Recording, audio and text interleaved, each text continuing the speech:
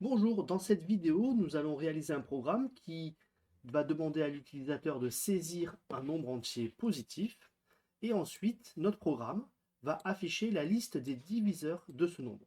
En plus, le programme indiquera à la fin si le nombre saisi par l'utilisateur est premier ou n'est pas premier. Je vous rappelle qu'un nombre premier, c'est un nombre qui admet comme diviseur le nombre entier 1 et lui-même. Par exemple ici, 26, on voit qu'il est divisible par 1, par 2, par 13 et par 26. Il n'admet pas que 1 et 26 pour diviseur, donc il n'est pas premier. En effet, 26 est divisible par 2 et par 13, ce qui nous montre qu'il n'est pas premier, quoi. En revanche, 41, quand on affiche la liste des diviseurs de 41, il y a le nombre entier 1. Évidemment, tout nombre entier est divisible par 1. Et 41, parce que 41 est divisible par 41, évidemment. Donc, à ce moment-là, comme 41 n'a que ces deux diviseurs-là, c'est un nombre premier. Donc, un nombre premier, c'est un nombre qui admet deux diviseurs, 1 et lui-même. Pour résoudre ce problème, ce qu'on peut faire, c'est compter le nombre de diviseurs du nombre saisi par l'utilisateur. Donc ça, c'est un premier algorithme. Ou alors, ce qu'on peut faire, c'est maintenir une variable qui dit que le nombre est premier. Et tant que le diviseur n'est pas 1 ou 41, la variable va changer et on dira que c'est plus un nombre premier. Je vous propose de réaliser cette méthode-là. Alors, ce qu'on va faire, d'abord, on va faire une boucle qui va aller de 1 jusqu'à n, si n c'est le nombre saisi par l'utilisateur, et à chaque fois on va vérifier si n est divisible par i, sachant que i c'est ça. Si n est divisible par i, donc là on est dans la boucle, si n est divisible par i, ce qu'on fait, ben déjà on va afficher le diviseur, et en plus, si i est différent de 1, si i est différent de n, ben dans ce cas-là, on dira que le nombre n'est pas premier.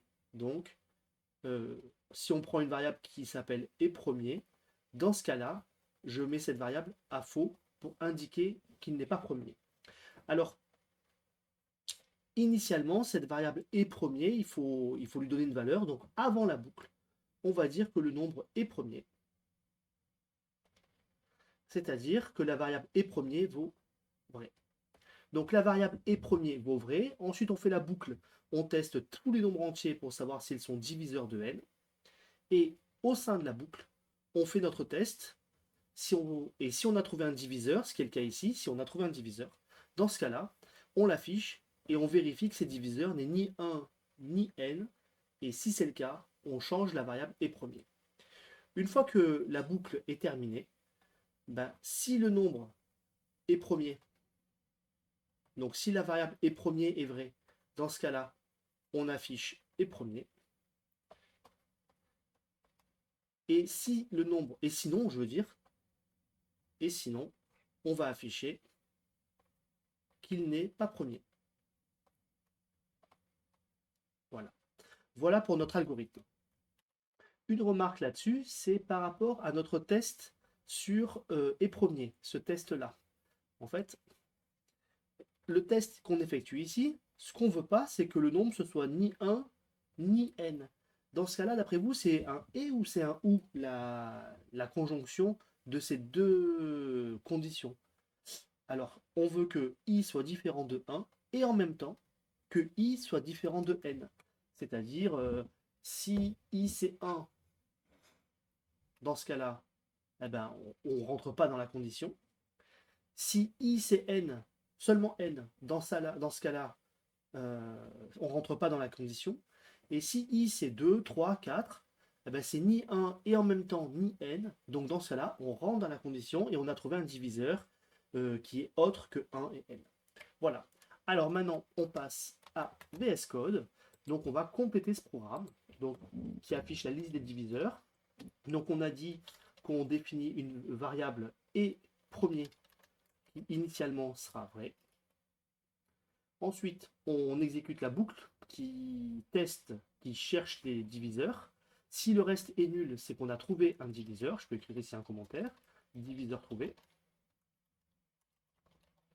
Et dans ce cas-là, on affiche le diviseur. Et si, pardon, if, si le diviseur est différent de 1 et en même temps le diviseur est différent de n, dans ce cas-là, la variable est premier sera égale à fausse, c'est-à-dire que le nombre n'est pas premier. Lorsque je sors de ma boucle, je vais faire un dernier affichage. Si est premier, donc est premier c'est soit vrai soit faux, donc si est premier c'est vrai, c'est true. Dans ce cas-là, je rentre dans la branche conditionnelle, donc je suis dans la ligne 13. If est premier, dans ce cas-là, j'affiche le nombre n est premier. Sinon, j'affiche le nombre n n'est pas premier. Alors, on va sauvegarder, tester ce programme. Donc, je saisis le nombre 26. Dans ce cas-là, on a les diviseurs et n n'est pas premier.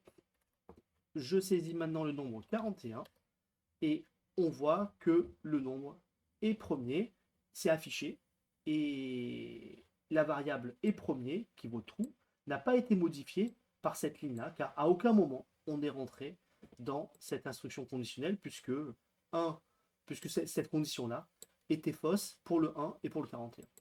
Voilà.